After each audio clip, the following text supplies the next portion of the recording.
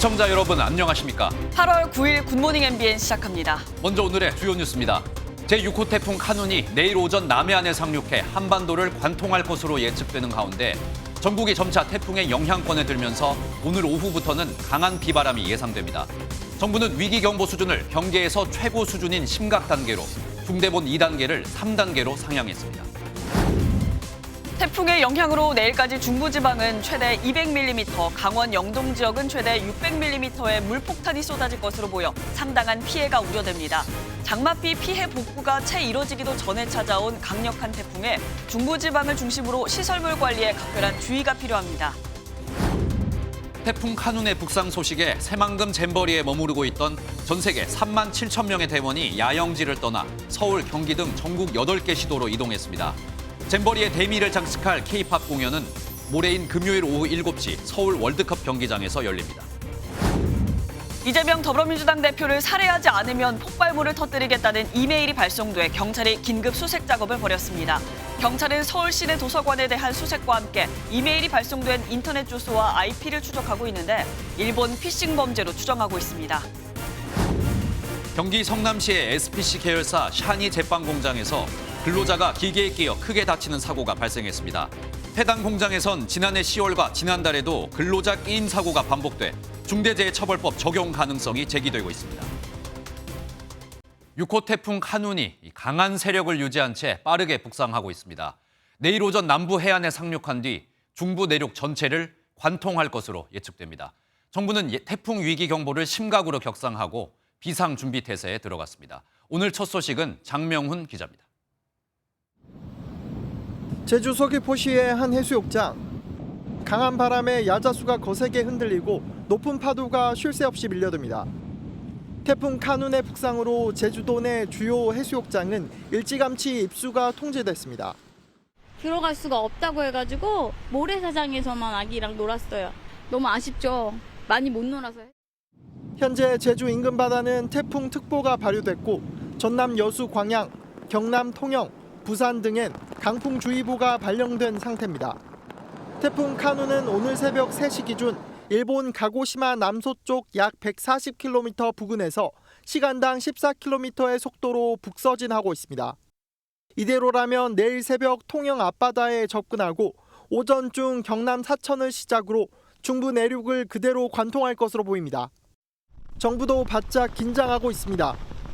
태풍 경보를 최고 단계인 심각으로 격상하고 중앙재난안전대책본부도 비상대응 수위를 가장 높은 3단계로 올렸습니다. 중대본은 태풍으로 인한 인명피해 최소화를 위해 취약 지역과 시설의 안전조치를 시행하고 위험 지역의 주민의 신속 대피 조치를 지시했습니다. MBN 뉴스 장명훈입니다. 이번 태풍은 한반도를 정면으로 덮쳐서 그대로 관통할 것으로 예보되고 있습니다. 우리나라에 머무는 시간도 길 것으로 보여 그 어느 때보다 태풍의 위력이 클 것으로 전망됩니다. 어느 정도의 규모인지 또 어떤 피해가 우려되는지 최돈희 기자가 정리했습니다. 6호 태풍 카눈 중심의 눈이 더 뚜렷해지는 가운데 여전히 강의 세력을 유지하고 있습니다. 상륙 시점에 태풍의 중심 기압은 970헥토파스칼, 순간 최대 풍속은 초속 35m로 예측됩니다. 초속 35m, 지붕이나 기왓장이 날아가고 달리는 기차가 탈선할 수 있는 정도입니다. 아직까지 태풍 진로가 유동적이지만 태풍의 위험 반경이 의미가 없을 정도로 한반도 전역이 태풍 영향권에 들 것으로 보입니다. 전국적으로 매우 강한 바람과 함께 매우 많은 비가 예상되는 만큼 철저한 대비가 필요합니다. 특히 막대한 피해가 났던 과거 태풍과 진로가 비슷합니다. 2012년 태풍 산바. 강의 위력으로 남해안에 상륙해 통영엔 초속 39m의 강풍과 400mm에 달하는 비를 퍼부으며 3,800여 명의 이재민을 발생했습니다. 1999년 이맘때 온 태풍 올가. 강한 비바람으로 60여 명이 숨지거나 실종됐습니다. 역대급 피해로 이젠 태풍 이름도 쓰지 않는 2002년 태풍 루사 역시 한반도를 느린 속도로 관통했습니다. 문제는 위력입니다. 태풍 카눈이 뜨거워진 바다를 느린 속도로 지나며 모은 에너지로 비와 바람 모두 강할 것으로 보이기 때문입니다. 이런 높은 해수면 온도와 열 용량 때문에 강도가 여전히 강한 세력을 유지할 수 있도록 해주는 에너지원으로 작용하고 있지 않나. 일본 도쿄 남쪽 해상에서 7호 태풍 난도 발달한 가운데 정부는 태풍 위기 경보를 최고 단계인 심각으로 올리고 중대본도 곧바로 총력 대응 체제인 3단계로 격상했습니다. MBN 뉴스 최동입니다. 지금 일본의 상황을 보면 6호 태풍 카눈의 위력을 짐작해 볼 수 있습니다. 오키나와에 큰 피해를 준 카눈이 북상해 규슈에 접근하면서 일본은 그야말로 비상입니다. 정전과 교통편 취소가 잇따르고 주민 약 40만 명에게 대피령이 내려졌습니다. 장동건 기자가 전해드립니다. 6호 태풍 카눈은 현재 일본 규슈 가고시마현 야쿠시마 섬 앞바다에서 서서히 북서쪽으로 이동하고 있습니다. 태풍의 직접 영향권에 들어가면서 오늘 새벽 4시쯤 마쿠라자키시에서는 최대 순간 풍속 초속 40.3m의 강한 바람이 관측됐습니다. 카눈은 강풍뿐만 아니라 많은 비를 뿌린다는 점이 더 큰 문제입니다. 일본 기상당국은 비구름이 선 모양으로 이어져 집중호우가 계속되는 선상강수대의 형성을 경계하고 있습니다. 규슈 남부를 중심으로 비가 강해져 미야자키현에는 오늘 새벽 5시 기준 직전 1시간 동안 51mm의 격렬한 비가 쏟아진 것으로 전해집니다. 내일 아침까지 규슈 지역에는 최대 300mm의 폭우가 예보됐습니다. 이에 따라 토사재해와 침수 피해 우려가 커지며 일본 정부는 가고시마시와 미나마타시 등지 주민 약 40만 명의 대피를 지시했습니다. 또 일본 NHK 방송은 현재 10,000 가구 이상이 정전 피해를 겪고 있다고 보도했습니다. 어제 오후부터 구마모토에서 가고시마로 가는 신칸센 운행이 중단됐고 오늘 규슈 지역 공항에서 200편 넘는 항공기 결항이 예고됐습니다. MBN 뉴스 장동건입니다. 제6호 태풍 카눈, 강한 세력을 유지한 채 우리나라로 다가오고 있습니다. 우리나라는 점차 태풍의 영향권에 들면서 전국적으로 강한 비바람이 예상되는데요. 김다영 기상캐스터, 자세한 날씨 전해주시죠. 네, 태풍의 현재 위치부터 살펴보겠습니다. 제6호 태풍 카눈은 일본 규슈 남서쪽 해상에서 북상 중인데요. 내일 오전에는 경남 남해안에 상륙하겠고 이후 내륙을 관통해 북한으로 향하겠습니다. 이에 따라 남해 먼바다에는 이미 태풍특보가 발효됐고요. 오늘 오후 제주를 시작으로 내일은 전국에 태풍특보가 내려지겠습니다. 태풍의 영향으로 오늘부터 모레까지 전국에 많은 비가 내릴 텐데요. 비는 오늘 오전 남해안을 시작으로 오후에는 충청과 그 밖의 남부지방에, 밤에는 수도권과 강원 지역으로 확대되겠습니다. 사흘간 예상되는 비의 양은 강원 영동에 최고 600mm 이상, 영남에 최고 400mm 이상, 호남에도 300mm 이상의 폭우가 쏟아지겠고요. 서울 등 중부 내륙에도 100에서 200mm의 비가 내리겠습니다. 바람도 강하게 불겠습니다. 제주는 오늘 오전부터, 남해안은 오늘 밤부터 바람이 거세지겠고요. 내일은 전국적으로 돌풍이 불어들겠습니다. 특히 남부 해안가를 따라서는 초속 40m 안팎의 매우 강한 바람이 예상됩니다. 이 정도면 가로수가 뽑히거나 기차가 탈선할 수 있는 정도의 위력입니다. 안전사고에 각별히 유의하셔야겠습니다. 날씨였습니다. 앞서 보신 것처럼 북상하는 태풍 카눈 탓에 새만금 잼버리 참가자들은 전국 8개 시도로 분산됐습니다. 3만 7천 명의 대이동을 위해 버스 1,000여 대 이상이 동원됐고 경찰도 새만금 철수 작전에 힘을 보탰습니다. 전남주 기자가 보도합니다.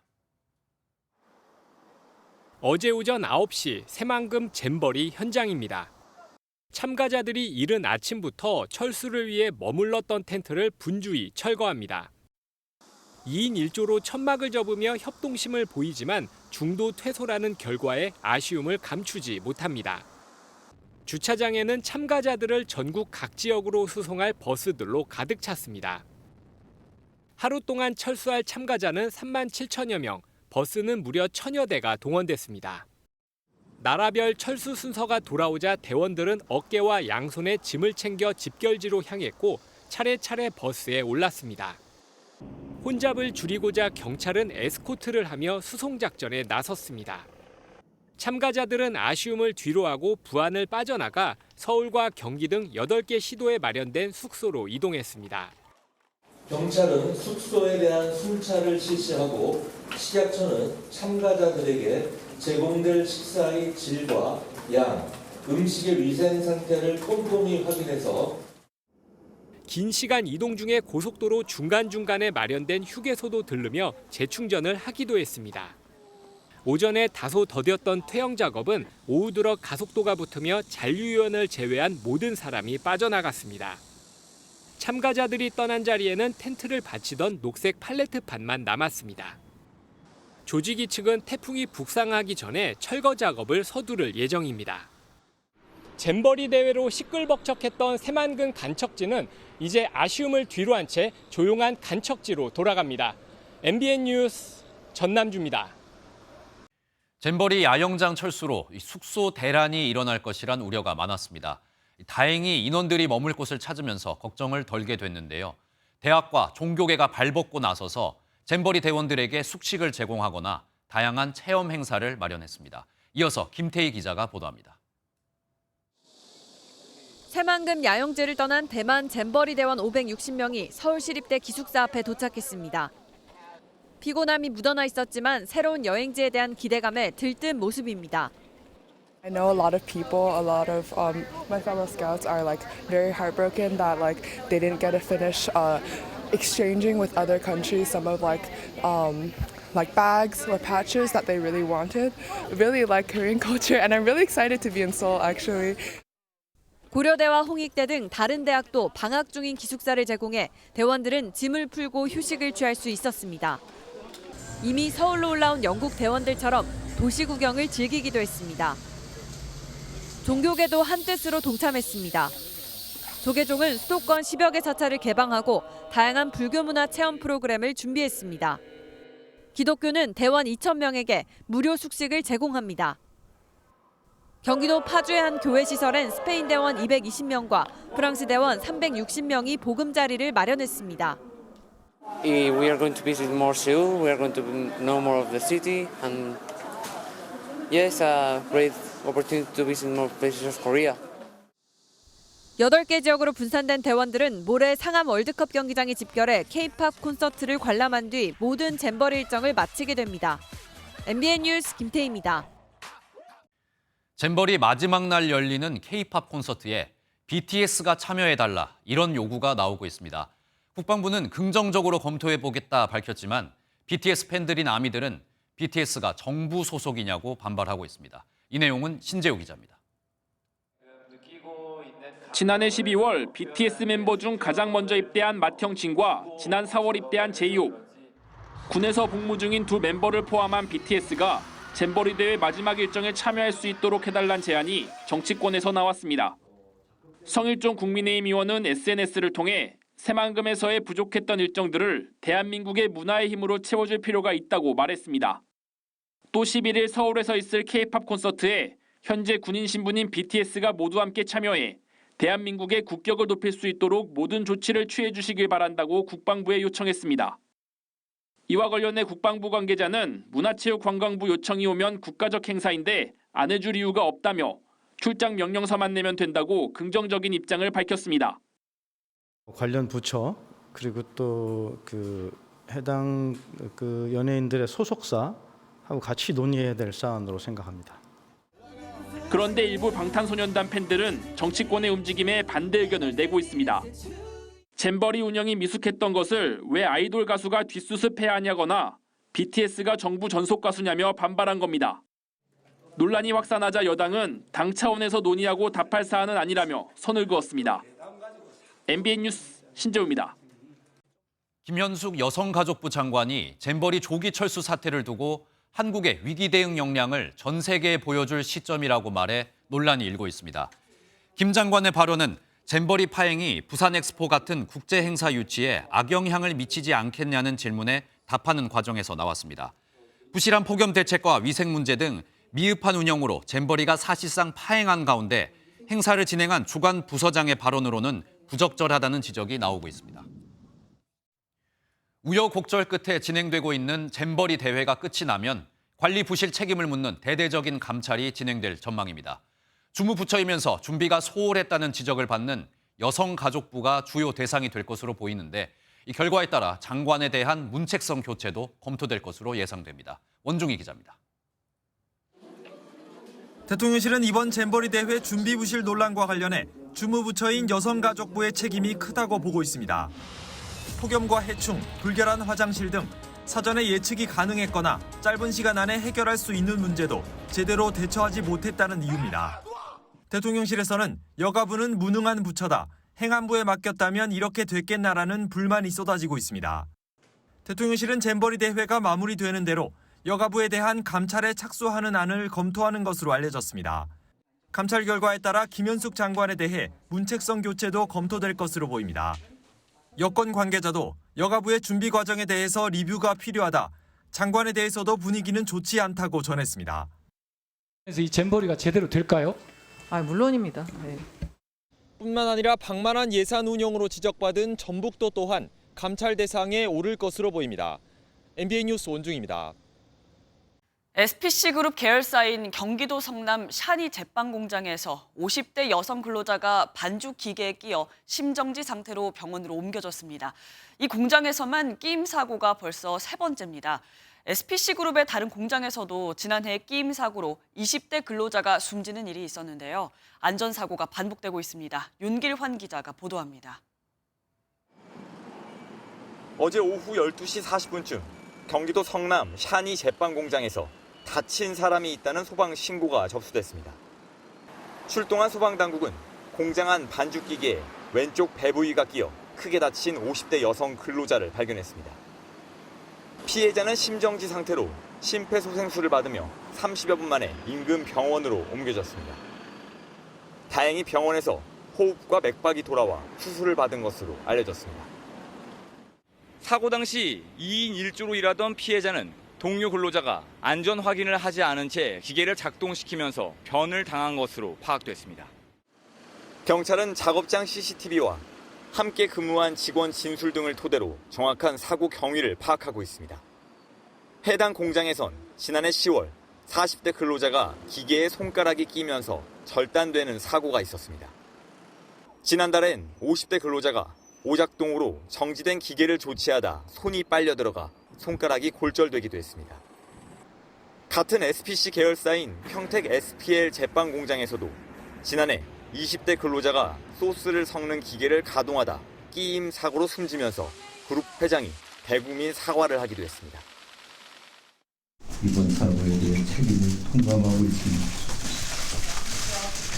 국민 여러분의 엄중한 질책과 지적을 겸허히 받아들이겠습니다. 이후 SPC그룹은 3년 동안 1,000억 원을 투입해 안전성을 강화하겠다고 밝혔지만 그룹 내 안전사고는 끊이질 않고 있습니다. MBN 뉴스 윤기란입니다. 오늘 하루 중요한 일정을 소개해드리는 굿모닝 오늘입니다. 어떤 일정이 있는지 함께 살펴보겠습니다. 법무부는 오늘 오전 사면 심사위원회를 열고 광복절 특별사면과 복권 요청 대상자를 사전 심사합니다.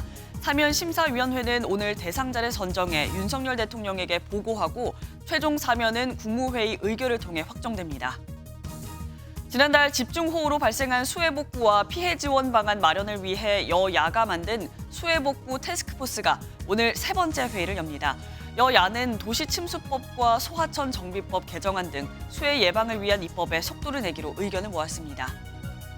지난 5월 플라이강원의 경영난으로 파산해 석 달간 휴업 상태였던 양양국제공항이 오늘 다시 문을 엽니다. 강원특별자치도는 오늘 양양과 김포 노선을 연결하는 하이에어 항공사 국내선이 취항한다고 밝혔는데요. 하이에어는 앞으로 주 5회 양양, 김포를 왕복 운항할 예정입니다. 국방부는 고 최수근 상병 사망 사건의 조사 결과를 경찰에 이첩한 해병대 수사단장을 즉각 보직 해임한 뒤 집단 항명의 수괴라며 수사 대상에 올렸습니다. 그리고 속전속결로 보직 해임을 의결했는데요. 사건의 진상 규명이 시작되기도 전에 법적 책임 공방이 벌어질 것으로 보입니다. 권용범 기자가 단독 보도합니다. 지난 2일 고 최수근 상병 사건 조사를 마친 해병대 수사단장 박모 대령은 조사 결과를 경찰에 이첩했습니다. 그런데 국방부는 법리 검토가 더 필요하다는 이유로 사건을 당일 회수했고 박 대령도 즉각 보직 해임했습니다. 조사 결과 이첩을 보류하란 이종섭 국방부 장관과 김계환 해병대 사령관의 지시를 따르지 않았다는 게 이유였습니다. 정당하게 내린 지시를 해병대 수사단장이 불응해서 군 검찰단에서 증거 자료를 인계받아서 수사가 진행되고 있는. 즉각 보직 해임된 일주일 안에 심의위원회를 거쳐야 한다는 군 인사법에 따라 회의가 열렸고 보직 해임이 최종 의결됐습니다. MBN이 입수한 통보서에 따르면 심의위는 수사단장의 행위가 중대한 군 기강 문란이며 이에 따라 향후 수사단장의 직무 수행이 곤란하다고 판단했습니다. 이에 대해 변호인 측은 MBN과의 통화에서 심의위 출석 통지서엔 누구의 어떤 명령을 언제, 어디서, 어떤 방법으로 위반했다는 내용도 없었다고 전했습니다. 고 최수근 상병이 순직한 지 3주가 지났지만 책임 공방이 이어지면서 정작 진상규명과 책임자 처벌은 제자리 걸음을 걷고 있습니다. MBN 뉴스 권용범입니다. 고3 학생들 앞에서 제대로 된 수업을 하지 않은 것도 모자라 학생을 성희롱하고 상습적으로 막말을 한 교사에게 구속영장이 신청됐습니다. 상당히 이례적인 일이라고 하는데요. 김태영 기자가 단독 취재했습니다. 서울 은평구의 한 고등학교입니다. 이 학교에 올해 3월 기간제 교사로 부임한 40대 남성 A씨. 1학기가 끝나가는 시점, 고3 학생들은 A씨 수업의 수행평가 기준이 처음 고지된 것과 다르다며 학교 측에 이의를 제기했습니다. 학교 측은 문제가 커지자 학생들을 대상으로 설문조사를 진행해 평가 기준뿐만 아니라 A씨의 수업 태도에 문제가 있는 것도 확인하게 됐습니다. A씨가 교실에서 휴대전화로 게임을 하거나 자고 도박과 같은 유해한 내용을 수업 시간에 말했다는 주장이 나온 겁니다. 심지어 학생을 성희롱했다는 정황이 드러나 지난달 초 경찰이 수사에 들어갔습니다. 경찰은 A씨가 수업 시간에 학생들에게 상습적으로 모욕적인 언사와 허위 사실을 유포했다는 혐의도 들여다보고 있습니다. 하지만 A씨는 경찰 조사에서 혐의를 부인한 것으로 알려졌습니다. 심지어 신고 사실을 알고 학생들에게 회유와 협박을 한 정황까지 경찰이 포착한 것으로 확인됐습니다. 법원은 학교와 학생에 대한 접근 금지 명령을 내렸습니다. 서울 은평경찰서는 재범과 증거인멸 우려가 있다고 판단해 어제 구속영장을 신청했습니다. 학교 측은 아직 A씨가 해임되진 않았지만 징계 절차를 밟고 있고 학생을 평가하는 수업엔 A씨가 들어가지 않게 조치를 취했다고 설명했습니다. 또 채용 당시 성범죄 등 문제가 되는 이력은 없었다고 밝혔습니다. MBN 뉴스 김태형입니다. 지금 교사들이 가장 힘들다고 뽑은 1위가 정당한 지도를 못한다는 겁니다. 수업을 방해하는 학생을 즉각 분리할 수 있게 해달라 이런 요구가 많은데 교육당국은 현장의 목소리를 부랴부랴 들으며 여러 약속을 쏟아내고 있습니다. 박은채 기자입니다. 20년 가까이 교단에 선 베테랑 교사에게 가장 시급한 교권 보호 대책이 뭔지 물었습니다. 잠자는 애 깨울 수도 있고 방해하는 애들 있으면 학생이 좀 뒤에 가서 서 있을 수도 있고 그렇게 하면 정서적 학대를 했다. 특별한 권한이 아니라 교사로서 당연히 해야 할 지도를 할 수 있게 해달라는 겁니다. 지난 6월 교사의 생활지도 근거법이 마련됐지만 구체적인 가이드라인은 아직 없는 상황. 미국과 영국, 호주 등은 상담부터 행동교정, 중재, 훈육 징계까지 단계별로 교사와 학부모가 할 수 있는 대응을 세세하게 정해놨습니다. 모든 학생의 학습권 보장, 이게 굉장히 핵심인 것 같아요. 특히 학부모의 경우 가족들을 위한 안내서를 전달받고 숙지했다는 서명서를 이제 제출을 하게끔 되어 있습니다. 그래서 이게 한 120페이지가 넘는 굉장히 교육당국은 어제 하루에만 중고교와 특수교육, 유치원 등 학교급별 교사들을 만나 뒤늦은 반성과 약속들을 쏟아냈습니다. 특수교사 혼자 모든 상황을 감내해야 하는 현재 상황을 개선해서 또 교육감으로서 통렬한 반성의 말씀을 올립니다. 교육활동에 오롯이 집중할 수 있는 여건을 만들기 위해서 저희가 반성하는 자세로 전국 시도교육감은 긴급총회를 열고 악성 민원에 대해선 고발과 손해배상 청구 등을 적극 활용하겠다고 밝혔습니다. MBN 뉴스 박은채입니다. 쌍방울그룹의 대북 송금 사건에 연루된 이화영 전 경기도 부지사의 재판이 변호인의 돌연 퇴정으로 1시간 만에 파행됐습니다. 지난 재판에 이어 두 번째인데 이전 지사 부부가 변호인들에 대한 서로의 입장차를 좁히지 못하면서 재판이 멈춰진 상태입니다. 정태웅 기자입니다. 쌍방울그룹의 대북 송금에 관여했다는 의혹을 받는 이화영 전 경기도 평화부지사의 재판이 또 파행했습니다. 변론을 전담에 맡아오던 법무법인 해광 측이 지난 공판에 이어 이번에도 불출석하자 재판은 시작부터 삐걱거렸습니다. 검찰이 국선 변호인을 통해서라도 다음 재판을 진행할 수 있도록 조치해달라고 요구한 건데 대신 출석한 법무법인 덕수 측이 멀쩡하게 나온 변호사를 두고 국선 변호인을 운운한다며 감정이 격화된 겁니다. 최근 이 전 부지사의 검찰 조사 태도가 일부 바뀌자 이 전 부지사의 아내가 법무법인 해광에 대한 해임 신고서를 제출했고 이후 부부는 서로 견해를 좁히지 못해왔습니다. 결국 검찰이 쌍방울의 경기도지사 방북 추진을 요청했다는 취지로 진술한 것으로 알려진 이 전 부지사의 진술 조서를 제출하면서 양측의 대립은 더 심해졌고 재판은 휴정됐습니다. 하지만 이어진 재판에서 법무법인 덕수 측은 재판부 기피 신청서 등을 제출하며 사임과 동시에 퇴정했고 재판은 약 1시간 만에 파행했습니다. 검찰은 재판 직후 법무법인 덕수 측의 일방적 사임과 퇴정으로 공판이 공전됐다며 해당 변호사에 대해 징계 개시 신청 등을 검토 중이라고 밝혔습니다. MBN 뉴스 정태웅입니다. 더불어민주당 혁신위원회 3호 혁신안인 대의원제 축소를 두고 민주당 내부에서 갈등이 고조되고 있습니다. 발표까지 미루며 추가 논의를 하기로 했는데 비명계 사이에선 혁신위가 강성 지지층에 충성한다는 노골적인 비판이 이어졌습니다. 강영호 기자입니다. 대의원제 비율 축소를 골자로 하는 김은경 혁신위원회 3호 혁신안 발표가 내일로 이틀 미뤄졌습니다. 그젯밤 늦게까지 논의한 결과 시간이 좀 더 필요하다고 판단한 겁니다. 의원과 당직자를 상대로 실시한 설문조사 결과 검토가 아직 마무리되지 않았다는 이유지만 당내 개파 간 갈등을 고려했다는 분석입니다. 대의원의 힘을 빼는 대신 권리당원 권한을 강화하는 내용이어서 당내에선 비명계를 중심으로 강한 반발이 이어지고 있습니다. 민생이나 국민의 관심을 갖는 문제도 아닌 것을 색달던 강성 지지자들 요구에 반영을 해서 이재명 대표 책임론도 거세지고 있습니다. 비명계한 의원은 MBN 취재진에 김은경 위원장을 데려온 사람은 이재명 대표라며 혁신위 문제의 책임은 결국 이 대표에게 있다고 밝혔습니다.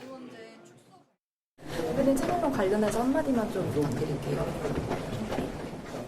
혁신위가 잇단 논란 속에 이미 동력을 상실했다는 평가가 나오는 가운데 혁신안 역시 당내 반발을 뚫긴 쉽지 않을 것이란 전망입니다. MBN 뉴스 강영호입니다. 더불어민주당 백혜련, 황운하, 박성종 의원이 어제 검찰 관계자를 고위공직자 수사처에 고발했다고 밝혔습니다. 새 의원은 민주당 전당대회 돈봉투 의혹으로 민주당을 탈당한 윤관석 무소속 의원으로부터 자신이 돈봉투를 받았다 검찰이 허위 피의 사실을 공표했다고 주장하고 있습니다. 지난 5일 한 언론은 국회 본청 외교통일위원장실에서 윤 의원으로부터 돈봉투를 받은 정황이 있는 현역 의원이라며 박 의원 등 10명의 실명을 보도한 바 있습니다.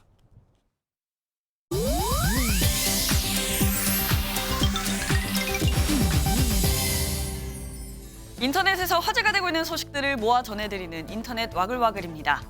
하이브가 올해 상반기 매출 1조 원을 돌파했습니다. 사상 최대 앨범 판매량과 공연 매출을 기록한 건데요. 하이브는 상반기 총 매출이 1조 316억 원으로 지난해보다 29.4% 증가했고요. 영업이익도 6.8% 늘었습니다. 방탄소년단 멤버 슈가와 그룹 투모로우바이투게더의 월드 투어, 세븐틴 팬미팅 등 공연이 2분기에 열린 데다 올해 세븐틴 앨범이 총 1,000만 장 넘게, 또 르세라핌과 뉴진스의 앨범이 발매 직후 일주일간 100만 장 넘게 판매되면서 활약이 컸는데요. 하이브는 상반기 소속 아티스트들의 총 앨범 판매량이 2,270만 장으로 지난해 1년 동안 판매한 앨범 수를 넘어섰다고 합니다. 하반기 실적은 뉴진스와 방탄소년단 전국의 솔로 활동 등으로 더 기대를 모으고 있다네요.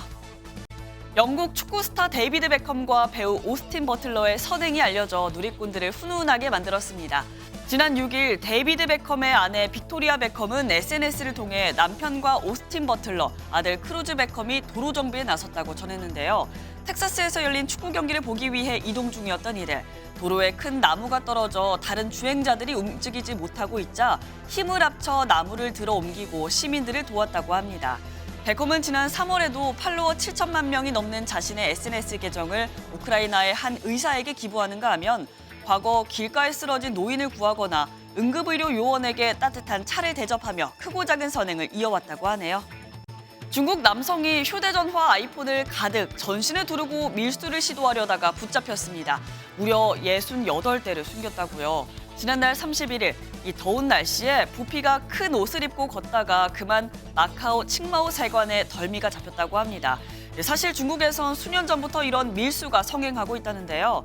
지난 2015년엔 한 중국인 남성이 휴대폰 90넉 대를 갑옷처럼 두르고 2017년에는 중국인 여성이 총 109대의 휴대폰을 몸에 칭칭 감고 밀수를 시도했다가 적발되기도 했습니다. 중국에서 판매되는 아이폰은 높은 관세와 부가가치세의 일종인 증치세 때문에 다른 국가들보다 가격이 비싸 이런 밀수가 생기고 있다는데요. 누리꾼들은 이들을 두고 아이언맨이 아니라 아이폰맨이라 별명도 붙였다네요. 인터넷 와글와글이었습니다. 기름값이 요즘 다시 들썩이고 있습니다. 산유국들의 원유 감산에 수요까지 늘며 일부 주유소의 휘발유 가격은 리터당 2,000원을 넘기도 했습니다. 정부는 이달 말로 끝나는 유류세 인하 조치를 또 연장해야 할지 고심에 빠졌습니다. 안병욱 기자입니다. 세종시의 한 주유소. 휘발유 1리터당 가격은 1,785원으로 어느새 부담스러워진 가격에 운전자는 기름 넣기가 망설여집니다. 기름값이 지금도 예전이랑 비교하면 많이 높아졌는데 다시 1,700원 이 상태로 가면 그래도 우리가 주유비의 감당이. 전국 휘발유 평균 가격은 리터당 1,696원으로 한 달 만에 120원 이상 뛰었습니다.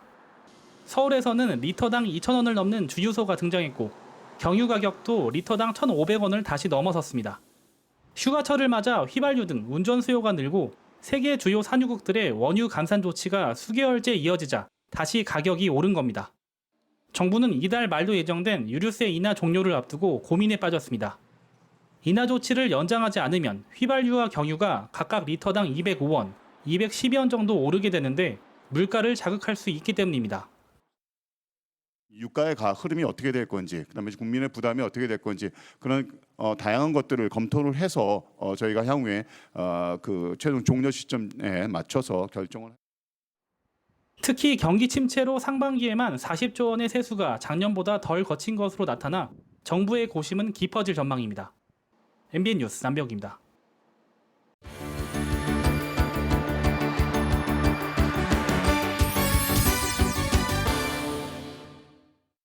굿모닝 월드입니다. 세계 최대 꽃 수출국 중 하나인 콜롬비아, 우리나라의 주요 꽃 공급처이기도 한데요. 거대한 화훼 산업의 중심지 메데인에서 66년 전통의 오색찬란 꽃 축제가 펼쳐졌습니다. 콜롬비아 화훼 산업의 중심지 메데인. 매년 8월 열리는 메데인 꽃 축제가 한창인데요.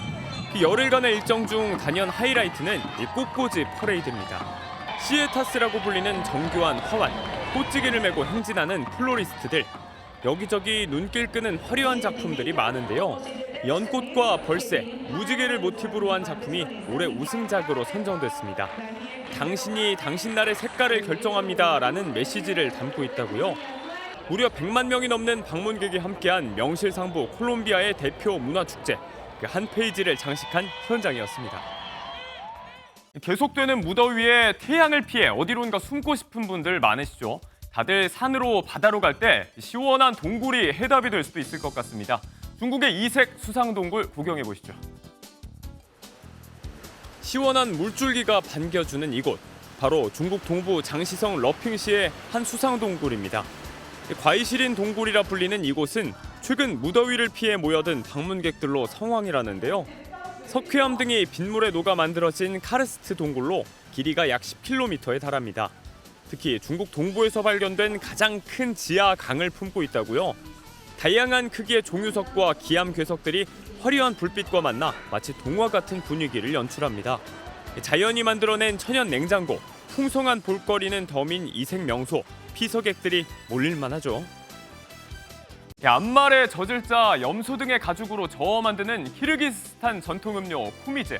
막걸리를 연상시키는 뽀얀 색깔과 특유의 맛으로 인기라는데요. 그림 같은 풍경 속에 푸미즈 축제가 열렸습니다. 전통 의상을 곱게 차려입은 여성들이 그릇에 담고 있는 흰 음료. 정체가 뭘까요? 바로 키르기스스탄 전통 음료 쿠미즈입니다. 앞말의 젖을 발효해 만든 일종의 마유주인데요. 발효 정도에 따라 시큼한 맛을 내는데 영양가가 풍부하고 치유 효과가 있는 것으로 여겨져 키르기스스탄 내에서 인기 만점입니다. 지난 5일에는 그림 같은 춘쿠르차크 협곡에서 쿠미즈 축제가 열렸는데요. 쿠미즈 만들기 체험에서부터 승마, 노래까지 다양한 행사가 펼쳐졌습니다. 민족정신 회복을 기치로 한 축제, 전통의 먹거리를 둘러싸고 모처럼 모두가 하나 되는 자리였습니다. 굿모닝 월드였습니다.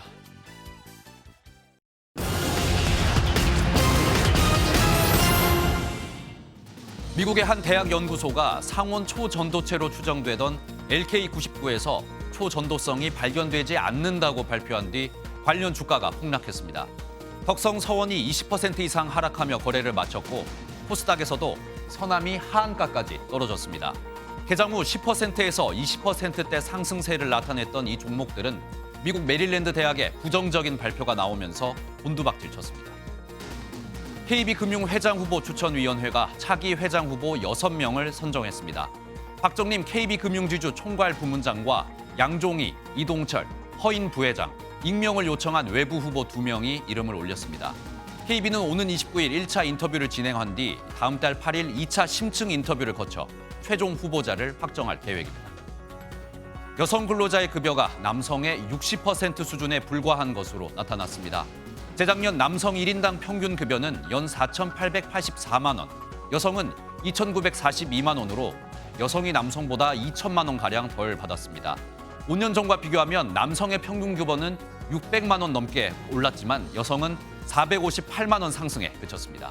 굿모닝 경제였습니다. 긴 경기 침체 속에 올 상반기 경상수지가 예상을 깨고 간신히 흑자를 달성했습니다. 하지만 해외 여행객이 급증하며 여행 수지 적자 폭이 2배 이상 커졌고 수출보다 수입이 더 크게 줄어든 불황형 흑자라서 좋아할 일만은 아닙니다. 보도에 박규원 기자입니다. 인천국제공항 출국장. 캐리어를 든 여행객들의 발길이 이어지고 체크인 카운터에는 긴 줄이 늘어섰습니다. 여름 휴가철을 맞아 해외여행을 떠나는 이들이 늘면서 인천국제공항 출국장은 연일 붐비고 있습니다. 베트남 다낭의 관광지에선 한국 관광객들을 위한 트로트 노래가 연신 흘러나오고 K-팝 공연도 열립니다. 일본 주요 관광지에서도 보이는 건 대부분 한국 사람들입니다. 절반은 거의 한국인이고 대화하는 게 들어보면은 중국어보다 한국어가 훨씬 더 많았던 것 같아요. 국내 여행 같이 갔다 왔습니다. 엔데믹 이후 해외여행객이 급증하면서 6월 여행 수지 적자 폭은 2배 가까이 늘었습니다. 다행히 국제유가 하락으로 수입 감소 폭이 커지면서 상품 수지가 적자를 면한 덕에 상반기 경상 수지는 가까스로 흑자를 기록했습니다. 경상수지 흑자 규모가 확대된 것은 서비스 수지 적자 폭이 여행 등을 중심으로 늘어났지만 상품 수지와 본원소득 흑자 폭이 이를 상회한 데 기인합니다. 하지만 흑자 폭이 지난해의 10분의 1 수준에 그친 데다 수출보다 수입이 더 크게 줄어 달성한 불황형 성장이라 반갑지만은 않습니다.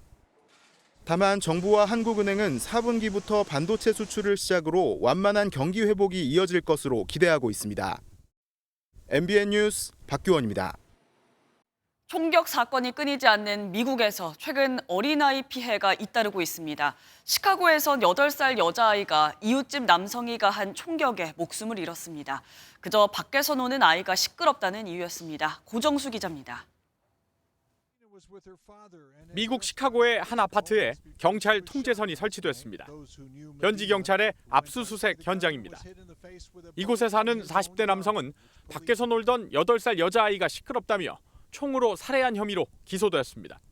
It's just very sad, and just 8 years old outside playing.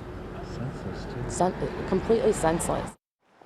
미주리주 세인트루이스에서도 7살 소년이 총격으로 사망하는 사건이 발생해 현지 경찰이 수사에 나섰습니다.